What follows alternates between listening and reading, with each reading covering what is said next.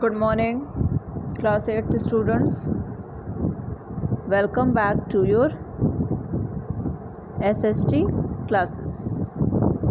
Okay, so class 8th, we are going to study a new lesson from the unit of history today, and which is your lesson number 3. ठीक है बच्चों, तो हम लोग आज lesson number 3 पढ़ेंगे history में. So all of you should open the book and come to page number 36. ठीक है, पेज नंबर 36 पे आपका लेसन नंबर 3 है. चलो, तो लेसन नंबर 3 में हिस्ट्री में आपको क्या पढ़ना है? About the, what is the name of this chapter? The name of this chapter is rural India under the British. Rural India under the British. अब रूरल मतलब क्या होता है? ग्रामीण क्षेत्र. ठीक है ना, गाँव का इलाका, जहाँ पे गाँव के लोग रहते हैं उसको हम लोग कहते हैं रूरल एरिया. और यहाँ पे रूरल इंडिया की बात की जा रही है, मतलब वो भारत जो कि गांव में बसता था. मतलब हमारे देश में गांव की क्या स्थिति थी? कब? जब हम लोग किसके हाथों में थे? किसके गवर्नेंस के अंडर में थे? Under the governance of Britishers. जब ब्रिटिशर्स हम पर राज कर रहे थे तब उस टाइम पे ग्रामीण इलाके का क्या हाल था भारत में, आज हम उसको इस लेसन में समझेंगे, पढ़ेंगे. चलो आ जाओ इन फोकस पे. टाइम लाइन पे देखो, ट्रीटी ऑफ इलाहाबाद हुआ 1765 में. फिर 1793 में the permanent settlement was introduced in Bengal. 1822 में revolt started by the Ramosis peasants. और 1876 में फेमाइन आ जाता है बंगाल में. चलो इसको हम लोग आगे जैसे जैसे चैप्टर आगे बढ़ेगा वैसे वैसे इस चीज़ को समझेंगे. इन फोकस में क्या क्या पढ़ना है आपको? द कंपनी एज द दीवान. कैसे कंपनी दीवान बन जाती है? एग्रारियन पॉलिसीज़ ऑफ द ब्रिटिशर्स की जो पॉलिसीज़ थी रिगार्डिंग एग्रीकल्चर, उसके बारे में जानोगे. Impact of the policies on peasants and village economy. ये पॉलिसीज़ ब्रिटिशर्स ने बनाई थी उसका क्या प्रभाव पड़ा फार्मर्स पे, पीजेंट्स पे, किसान भाई पे हमारे, और विलेज की इकोनॉमी पे क्या स्थिति उसकी हुई. ठीक है. Commercialisation of agriculture. किस प्रकार से ये ब्रिटिशर्स ने एग्रीकल्चर को बेचना शुरू कर दिया, मतलब एग्रीकल्चर से जो भी प्रोडक्ट्स होते थे कैसे उसको बेचना शुरू कर दिया. ठीक है, बाकी सब चीज़ों के बारे में अभी हम आगे जैसे जैसे बढ़ेंगे आपको और डिटेल में बताएंगे. Peasant revolts. ठीक है, फार्मर्स ने कैसे विद्रोह किया, रिवोल्ट किया. फिर केस स्टडी पढ़ोगे इंडिगो और द ब्लू रिबेलियन का. क्लियर? चलो आगे बढ़ते हैं. क्या लिखा है in the previous class? You had read about the Mughal period and their revenue collection systems under the mansabdari system. The Mansabdars received land as Jagirs. The revenue collected from the Jagir would go to the Mansabdar. तो पहले के classes में आपने पढ़ा, जैसे class 8 में आपने medieval history पढ़ा था ना, तो उसमें आपने मनसबदारी सिस्टम के बारे में पढ़ा था. और ये सिस्टम कब लागू हुआ करता था? Around the Mughal period. जब हमारे देश में कौन राज कर रहा था? मुग़ल एरा था जब हमारे देश में. उसमें क्या होता था? मनसबदार जो थे उनको ज़मीन दी जाती थी और उस ज़मीन को जागीर कहा जाता था. और फिर वहाँ से जो भी पैसा कलेक्ट होता था वो सब मनसबदार से बिलोंग करता था. मतलब वो सारा पैसा कौन रखता था? Mansabdar. The land which was owned by the emperor was called the khalisa land. और जो लैंड राजा के पास होता था वो उसको हम लोग कहते थे khalisa land. Cultivators of this land would pay their taxes directly through the emperor. तो खलीसा लैंड पे अगर कोई किसान भाई हमारे उस पर खेती करते थे तो उसके वहाँ से जो रेवेन्यू जनरेट होता था वो डायरेक्ट किसके हाथ में आता था? राजा के हाथ में. Land owned by places of worship like temples, mosques were called the इनाम lands. Such lands were tax free. और वो लैंड, वो ज़मीन जहाँ पे कोई वर्शिप वगैरह का काम होता था, जैसे कि मंदिर मस्जिद, वहाँ पे अगर उसका निर्माण हो गया तो उसको हम लोग क्या कहते थे? इनाम लैंड्स. उस टाइम पे इनाम लैंड्स लोग कहते थे. और वो जो लैंड्स थे वो क्या थे? That were tax free. मतलब उस पर कोई भी तरीके का टैक्स राजा को नहीं देना हुआ करता था. चलो, in the 18th century, when Mughal authority was going through its decline, the collection of taxes became difficult. However, some new systems were introduced in the newly emerged states, such as the Izardari system in Awadh. Under the system, Izardars or the Izar farmers were appointed as agents to collect taxes. They were allowed to keep 1/3 of the total collected revenue.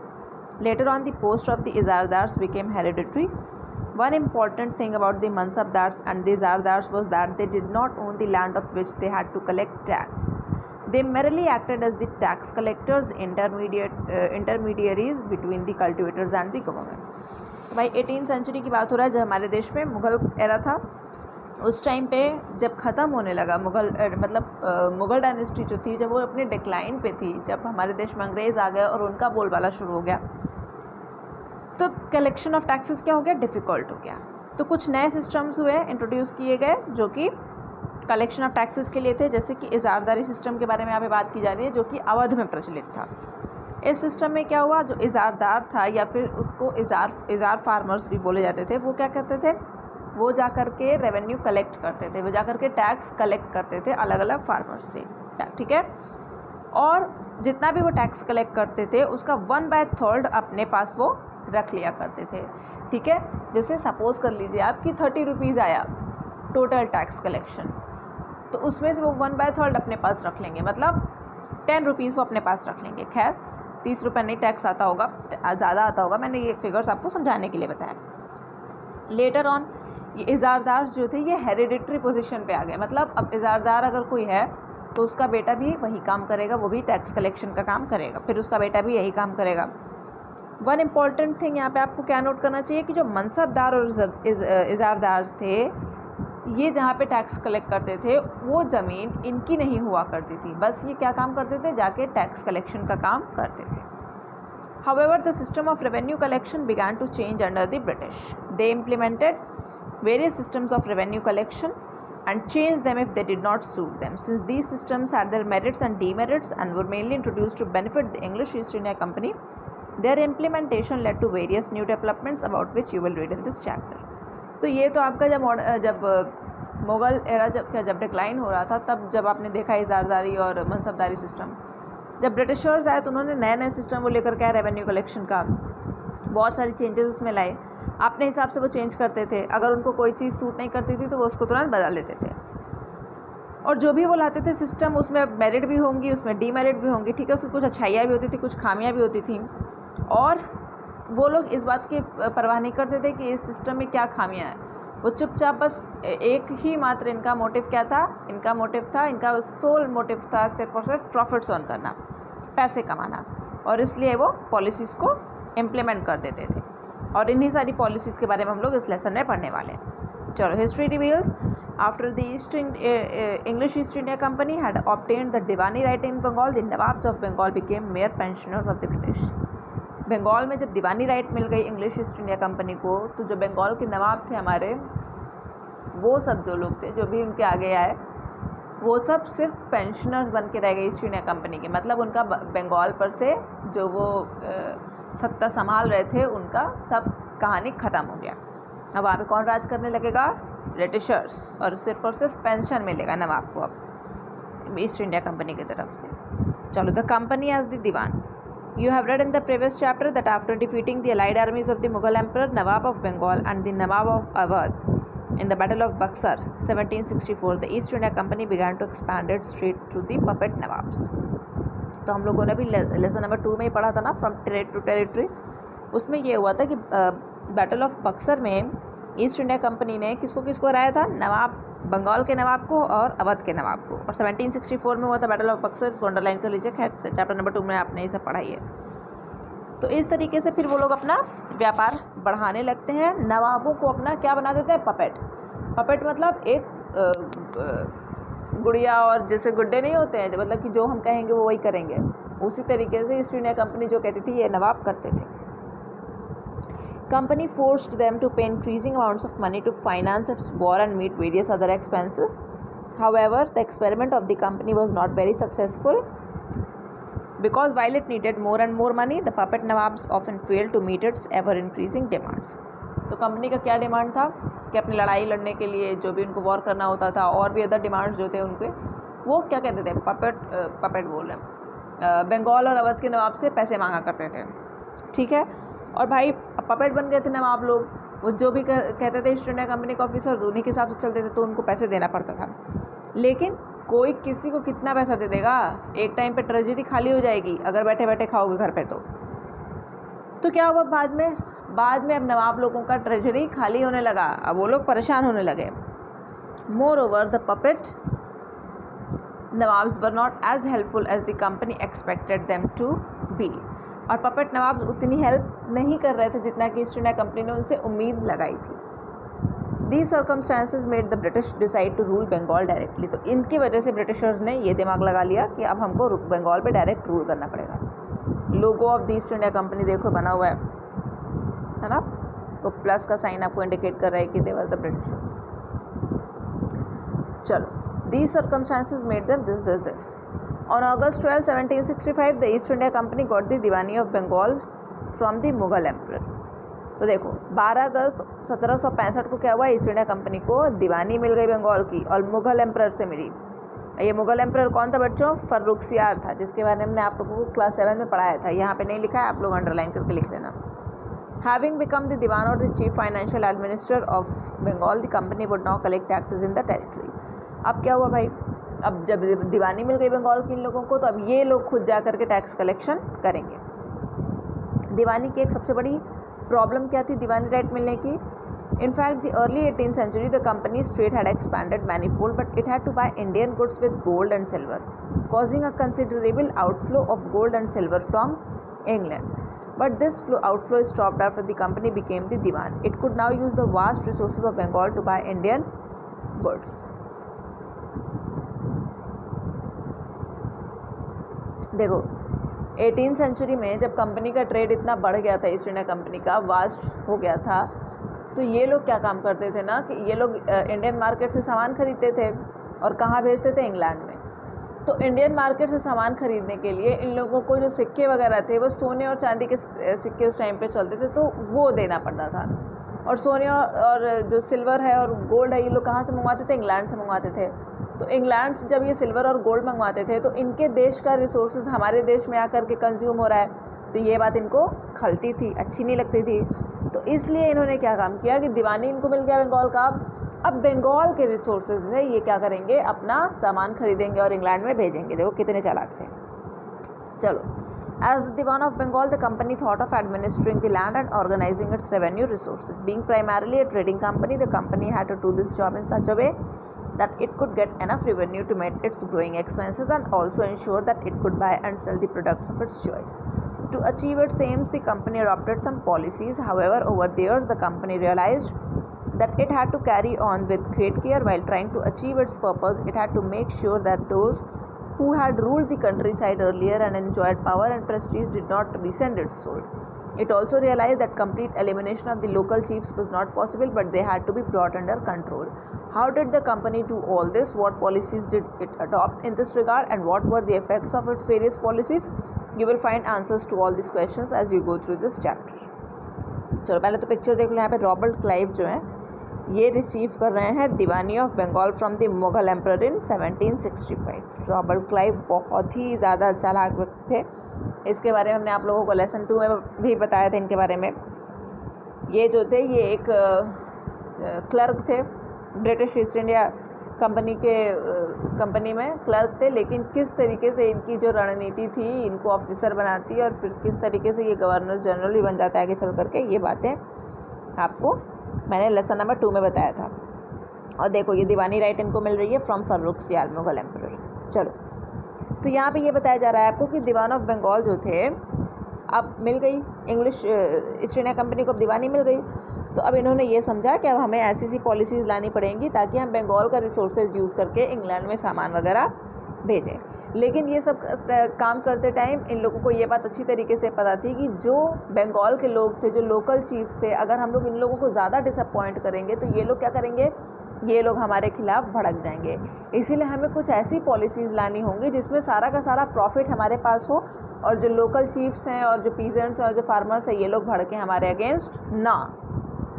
चलो, तो क्या क्या policies लाते हैं यही हम लोग को पढ़ना है। आ जाएंगे agrarian policies of the British. Agrarian policies मतलब ये लोग जो भी पॉलिसीज़ लाते हैं in the field of agriculture. चलो, तो यहाँ पे इस लेसन चैप्टर पैराग्राफ में आपको यही बताया जा रहा है कि इन लोग जो भी एग्रेरियन पॉलिसीज़ लाए, ये लोग इससे क्या करना चाहते थे कि हम लोगों को ज़्यादा से ज़्यादा लैंड रिफॉर्म्स करना है और उससे लैंड रिफॉर्म्स करने के बाद लैंड रेवेन्यू ज़्यादा से ज़्यादा जनरेट करना है।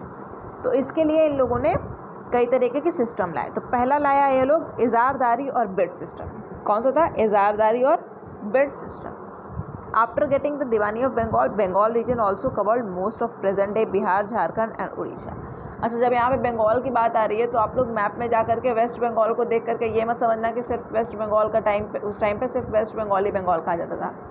उस टाइम का बंगाल बहुत ही बड़ा था। कौन कौन से स्टेट्स उसमें आते थे? अभी जितने स्टेट्स हैं उसमें उस टाइम पे ये सारे स्टेट्स उसमें जुड़ के आते थे।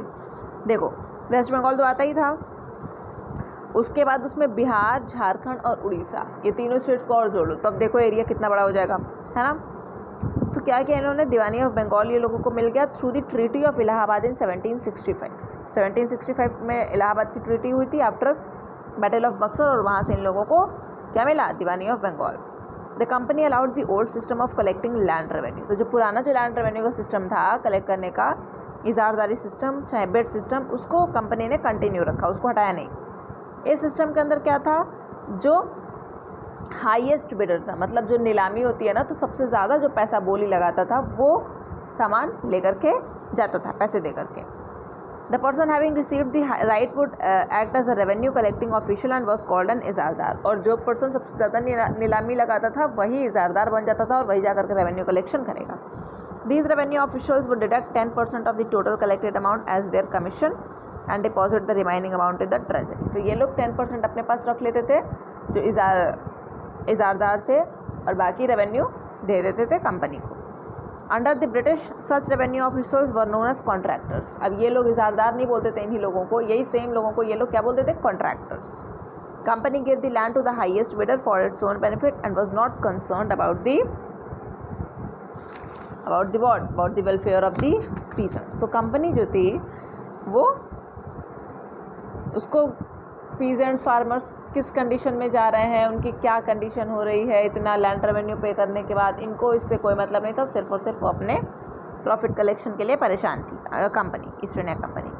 हिस्ट्री टेबल्स में देख लो फटाफट। As per the findings of Kathleen Gough studies of famines in India, there occurred, बाप रे, 20 lakhs, नो 1 2 3 4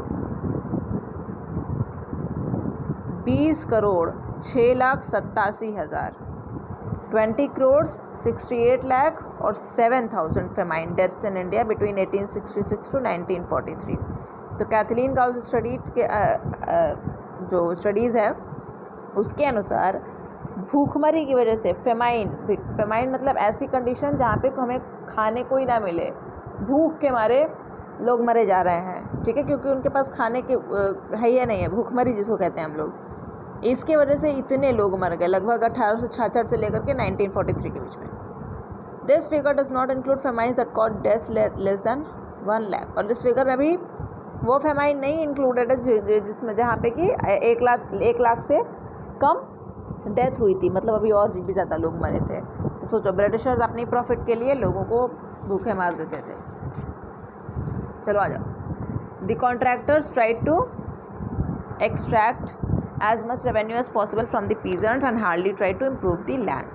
The peasants suffered due to this situation। तो अब यही बात बार बार बताई जा रही है कि जो ऑफिसर्स थे वो बिल्कुल भी इस चीज़ के लिए परेशान नहीं थे कि भाई ज़मीन की क्या हालत है, फार्मर्स कैसे फार्मिंग कर रहे हैं, बस वो अपने प्रॉफिट मोटिव के लिए बस वहाँ पे थे। Ijaradari system under soon began to stagger. Within 5 years the price of the goods that the company use to buy doubled. Ijaradari system धीरे धीरे ख़राब होने लगा, इसको लोग उसको हटाने लगे, और जो भी सामान खरीदती थी ब्रिटिशर्स वो उसको लोग कितने दाम पे बेचने लगे? 5 गुना दाम पे बेचने लगे। The peasants were unable to pay revenue because agricultural cultivation had almost collapse. Agricultural cultivation जो था वो पूरी तरीके से प्रभावित हो गया था, और इसलिए पीजेंट्स जो थे वो टैक्स नहीं पे कर पा रहे थे। सिचुएशन वर्स हो गई थी तब, कब? 1770 में बंगाल में बहुत ही भयानक सिचुएशन हो गई थी जब टेरेबल फेमाइन आया। टेरेबल फेमाइन मतलब कि लोग भूख के मारे मर रहे हैं, एक दाना नहीं उनके पास खाने के लिए, महीनों महीनों लोग भूखे मरे पड़े हैं, पानी पी के जिंदा हैं, बिस्तर पे पड़े है ना, क्योंकि उनके पास एक दिन के तो बाद छोड़ो, हफ्ते तक 10 दिन तक उनके पास खाना नहीं मिल रहा है कुछ भी। और इस वजह से क्या हुआ है, इस भूखमरी ने क्या किया? Led to the death of around 10 million people, 1/3 of the population in Bengal. तो बंगाल की जितनी भी आबादी थी उस टाइम पे, उसमें से लगभग 1/3 लोग मारे गए इस भूखमरी में। कितने लोग मारे गए थे? लगभग 10 मिलियन। अब 1 मिलियन बराबर कितना लाख होता है? 10 लाख, है ना, 10 lakhs। और यहाँ पे 10 मिलियन लिखा है ना, मतलब 100 lakhs। 100 lakhs लोग मारे गए, बाप रे बाप। The company was more concern about earning revenue that about the people's welfare. वही कंपनी कहानी है, वही थी, बस अब उसको पैसे से मतलब था, लोग जाए भाड़ में। But at the time when Bengal's economy was going through a period of severe crisis, it could not expect revenues. It was for this reason that the company realized the need to encourage investment in land and improve agriculture. लेकिन अब इतनी भयानक जब त्रासदी आ गई, लोगों को लोग मरे जा रहे हैं, कोई ज़िंदा ही नहीं है, तो अब कंपनी को ये लगा कि अरे भाई जब सब लोग मरी जाएंगे तो हमारे एग्रीकल्चर फील्ड्स में काम कौन करेगा, हमें कहाँ से रेवेन्यू जनरेट होगा, सब मारे ही जाएंगे। तब कंपनी को ये लगा, जब 1/3 लोग मर गए, ख़त्म हो गए उनकी आंखों के सामने भूख के मारे, है ना। और हमारा देश बच्चों आज ही से नहीं, आज नहीं, हमेशा से बहुत ज़्यादा हमारा देश प्रॉस्पेरिटी में रहा है। हमारे यहाँ खाने की कभी कमी नहीं है, लेकिन बस वही है, उसका जो रिसोर्सेज हैं हमारे पास, उसका प्रॉपर यूटिलाइजेशन नहीं है ना, उसका प्रॉपर डिस्ट्रीब्यूशन नहीं है ना। खाना जो हमारा खाद्य भंडार है वहाँ पे अनाज सड़ता रहता है, लेकिन गरीबों में नहीं आ पाता। तो यही सब चीज़ें हैं बस। चलो, तो वही अब लगा है ईस्ट इंडिया कंपनी को कि अगर अब ये सब के सब मारे ही जाएंगे तो हम कौन लैंड में काम करेगा, एग्रीकल्चर कौन करेगा और हमारा क्या होगा। चलो, तो यहाँ तक हम लोगों ने पढ़ लिया। अब आगे के जो सेटलमेंट्स है इसको हम लोग पढ़ेंगे नेक्स्ट क्लास में। Okay, thank you.